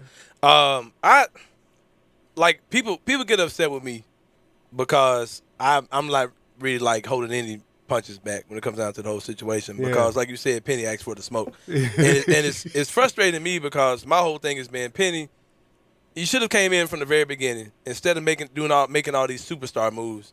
You should have just made smart moves as far as hiring your staff that's going to surround you. Right. As a pastor, I'm sure you understand it. Absolutely. You can't just go get all the superstars. You got to get people who are skilled in what they do, have experience in what they do, and have your best interests at heart. That's right. And guys and people who can make you look good. That's right. Because I'm sure when you first started pastoring, you didn't go hire a bunch of your buddies. You know what I'm saying? You had some people. The church would have been shut down. Right. You had to get people around you who know the job, who can make young Terrell Munker, who didn't really know what he was doing, look like he knows what he's doing. Absolutely. And I think Penny did a poor job of doing that when he first came in. Yeah. And I'll down that sword as far as thinking that that's what he should have done differently. Do I think this season is salvageable? No. But I do think that Penny's tenure at the University of Memphis can be.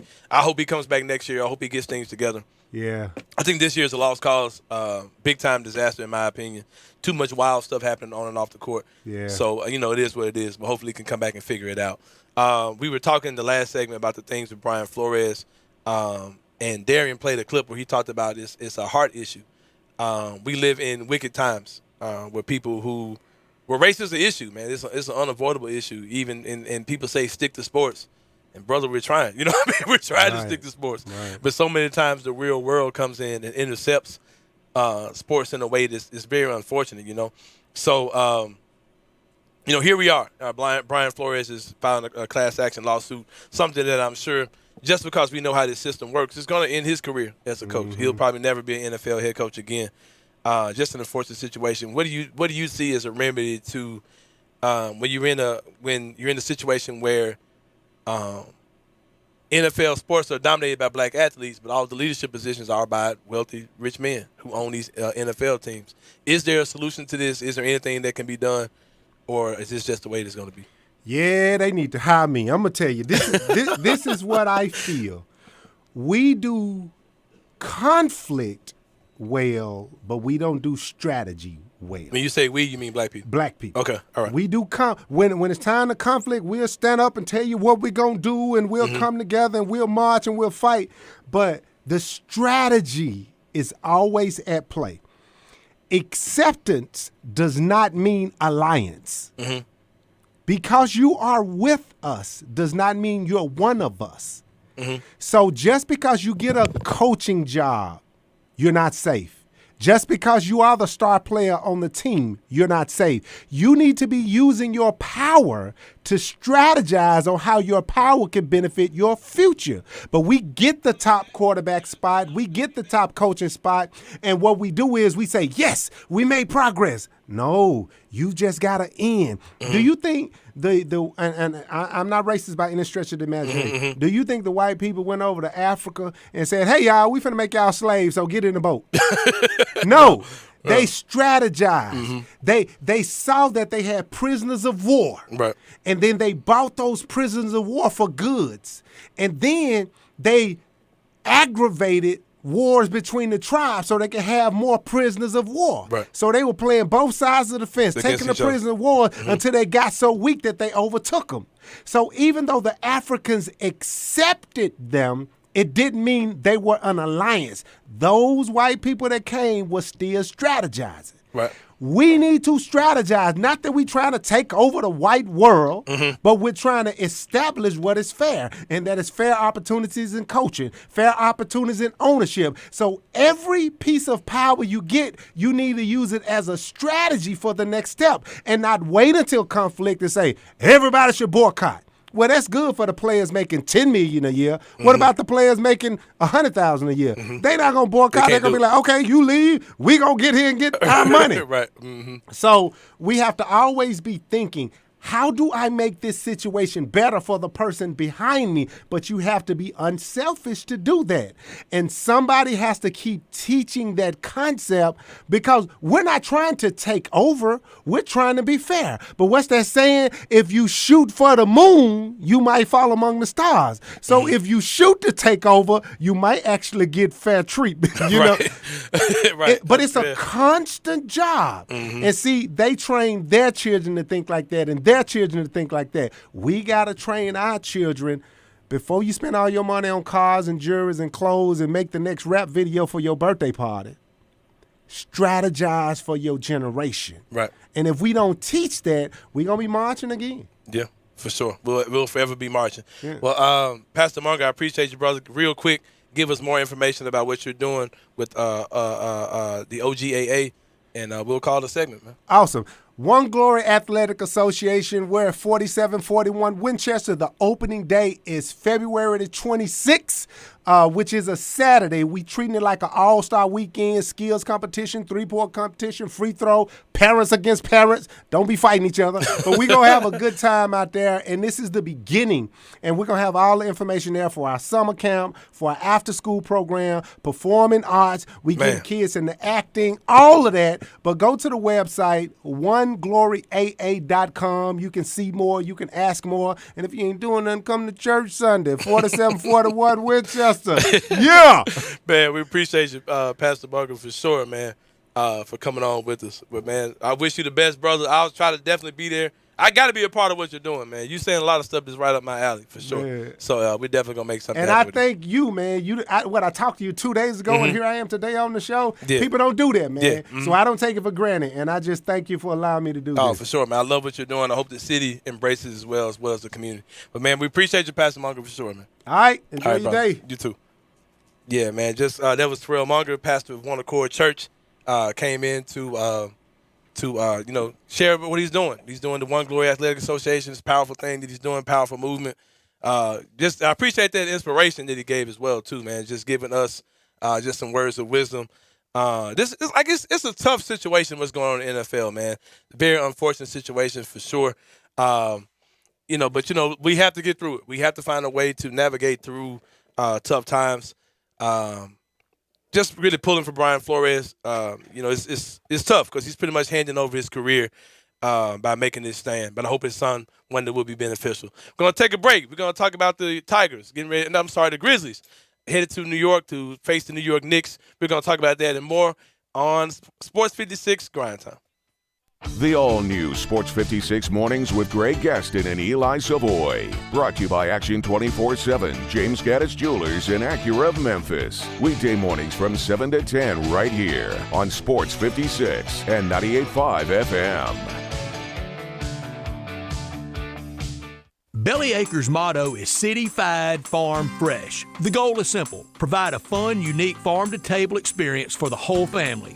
2 great locations, Regalia at 6130 Poplar and in Overton Square at 2102 Trimble Place. Overton Square hours Sunday through Thursday 11A to 9P, Friday and Saturday 11A to 10P. Regalia Sunday through Thursday 10:30 a.m. to 9 p.m. and Friday and Saturday 10:30 a.m. to 11 p.m. Signature burgers are made from 100% grass-fed beef. Sandwiches, salads, and the best milkshakes anywhere. The burgers, so good, like the Daria or the Double Daria, and the melt in your mouth. And you have to try the Voodoo Moo Moo. It is the quality brand the Bellyacres team has developed using grass-fed beef with creative homemade toppings in a fun farm setting right here in the city. The goal at Bellyacres, to become even more sustainable as they grow. In Overton Square and in Regalia, the very best quality available in Memphis, burger shakes and smiles at Bellyacres.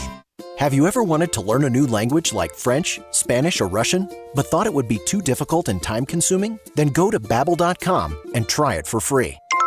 Babbel works because it's built around real life. It teaches you everyday practical conversations that you will actually use. In 15 minutes a day, you'll be on your way to speaking a new language in just a few weeks. Babbel uses a modern conversation-based technique that makes language engaging, fun, and memorable. It starts by teaching you words and phrases. Then, sentences gradually get more complex. Soon, you're practicing short conversations about real-life topics. Babbel is created by language experts who use the spaced repetition method to help you learn quickly and remember what you learned. With Babbel, you can speak a new language. Babbel. Language for life. Celebrating 10 million subscriptions sold. Now try Babbel for free at Babbel.com. Just go to Babbel.com and start learning a new language today. That's Babbel.com. Babbel.com. Brian Elder's Roofing Solutions. I'm Brian Elder, 867-0303. Hurricane season is upon us. Is your roof ready? Are your shingles laying down and sealed properly? Call me right now, 867-0303. They say you get what you pay for. That's why my opinion is free. Maybe you've got years of life left in your roof. If so, I'll tell you that. But if I find storm damage or a compromised roof system, I'll lay out some options for you. Don't let them tell you it needs to be replaced if it only needs a repair. Call me, 867-0303. Has your insurance company already seen it and rejected your claim? Maybe they're correct. Most of the time, they're not. They do tend to become more reasonable once I get involved, though. 867-0303. I'll measure your roof from outer space or BrianElderRoofing.com. Call 867-0303. Brian Elder's Roofing Solutions. Welcome to Triumph Auto Sales, where you'll have a great car buying experience. Triumph Auto Sales is your #1 source of quality pre-owned vehicles ranging from lease returns to new car trades, all at huge savings. Plus, Triumph has a full array of financing options to meet your needs. Find your next car online at TriumphAutoSales.com or stop in today at 4875 Elmore Road. Triumph Auto Sales will help you get the vehicle you want at the price you need and the service you deserve. For a great car and a great experience from a local and family-owned business, visit Triumph Auto Sales. Now, back to Sports 56 Grind Time. This hour is brought to you by Poultry Power. Here once again are Peter Edmiston and Anthony Sain. Back on Sports 56 Grind Time, final segment of the show. Man, Pastor Morgan came in and just flipped the energy in this joint, man. Real talk, bro. Man, It was awesome. Man, I've been throwing off all day, man. These bums in the University of Memphis couldn't even get no sleep last night, man. Hey, man. Arguing with you weirdos. Man, I trust Peter, man. Peter, I trust, bro. Yeah, bro, I get that. I like that. I'm gonna have to go back and listen to it. I Yeah, tried to catch what he Marcus- said. Acceptance is Yeah, not man. alignment. Yeah, I gotta go back and I gotta go back and get some of that Tough, game man. right there. Acceptance is not alignment. Just because you accept me does not mean you're aligned with me. Yeah, good stuff, man. We gotta overcome, man. We gotta overcome. You remember singing that in elementary? Yeah, for sure. We shall overcome. Someday. I'm still thrown back by this Jackson State stuff, man. Like as far back as all my adult life seems like the Southern Heritage Classic has been here. Like, what do you do? Do you just like create another like those guys actually had So a rivalry TSU with is each other? still in, correct? I'd assume. Oh, God. Well, by the time Kari comes on, this will be fleshed itself out by Friday when he comes on for sure. Memphis Grizzlies tonight taking on the New York Knicks. I think they're going to win. I think Ja's going to lose his mind. ESPN has been buzzing all day long in preparation of the game. I think Ja's just going to continue to do Ja Morant things. And from what you said on John Harden's show, Julius Randle should bust us up. Yeah, we kind of have problems. Like whether it's the Brandon Ingrams, the Kyle Kuzmas, whenever there's a power forward that's kind of got some height and can do some things, we kind of struggle with those guys, man. And what's my guy's name? Tobias Harris. Oh yeah. Those kind of guys. They kind of do work against us, man. And that's why I wish we had one of those guys to counteract with that. Come on, trade deadline. But yeah, man. It's I think it's gonna be a good game tonight. I think the Grizzlies get that W. I think there's a 4-point spread for the Grizzlies. You might want to play around with that. But yeah, man. Speaking of Grizzlies, I got some Grizzly information for you. What you Man. You've got? been so fired up. Have you heard about Mr. Desmond Bain participating in the sophomore game? Which he should have, naturally he should have been in there. Yeah. But I would like to challenge people to actually take a closer look at this. Quickly, I did a quick mock starting five just to kind of tease you. Would you watch this game? We got on one side for the rookies, you'll have Scotty Barnes. You'll have Evan Mobley. You'll have Josh Giddey, Cade Cunningham, and Jalen Green. That's one starting five. On the for the sophomores, you would have Memphis Tigers' very own Precious Achua, Sadiq Bey, LaMelo Ball, Anthony Edwards, and our own Mr. Bain. Oh yeah, that'd be a good game. That's not how they do it, though, right? That's not the format for it. They drafted that one as well? No, they're drafting it, but it's like the team consists of. Is it world? It's not world. No. It's gonna don't even speak it up like Pennywise. Don't even mention it. Don't even mention the versus the world. No, it's gonna be rookies, sophomores, and G League guys. They're gonna have guys who are in the G League elite team. The Why do they have them on the roster? guys who are supposed to be in college right now. Those guys are gonna be. It's gonna be. They're gonna be added to this. Yeah, you're gonna have a team that's gonna be a mix of G League elite Ignite teams, Ignite guys, first year and second year mixed in together, and they're gonna play each other. So how many more guys can they add? I think it's like 4 more guys. They're gonna add 4 guys. Okay, so not that far off. Yeah. And you can't believe that those G League guys would start over these guys, would you? Probably not. Yeah, so okay. Last I was year- just going starting last year, five. Last Yeah. year maybe a Jalen Green, Kuminga maybe, but Yeah, I don't know. Yeah, I was don't just think going these guys- strictly starting five because there's still other guys that I did name, like the Jalen Suggs, Oh, that'll be a Franz dope game, Wagner's. I actually think that this will actually be one of the better games Mm-hmm. or one of the better renditions for this weekend when this actually happens. Now I was there in Chicago when Ja, Jaren, and Brandon Clark was there. Drop it, baby. That Drop drum, it. Hey, that drum was dope though, man. You had Jaren Jackson Jr., you had Jaren, Ja, Brandon Clark, Luka Doncic was in that game. Trey Young was in that game. Zion Williamson was in that game. Healthy, slim Zion was in that game. Miles Bridges. Somebody else I'm forgetting. I can't think of who it is. But, man, that was a loaded. You are a superstar. People don't want to know who's in game. We want to know where you were sitting. Oh, well, Why was you sitting there? How did they treat you? I was in the nosebleed of nosebleeds. Yeah, for sure. But, yeah, that game's going to be dope, man. Like, I'm down for it. Like, the future of the NBA is really bright. I'm going to tell you somebody I didn't know how good he was. Sadiq Bey is a hooper, man. Absolutely. He had a bad game against us when we played Detroit, but that dude can flat out shoot the ball. And he puts up points as well. Yeah, man, like I said, the Grizzlies are going to New York. I think they need to win. I think they're going to get a win, much needed win if they can pull it off. It's been a good show today, though, man. Keith said, saying you need a weekly segment with black preachers in Memphis. Memphis has the best black ministers of God in the world. Who can also talk about sports. Who can also talk about sports, man. That was good right there. All right, that was dope, man.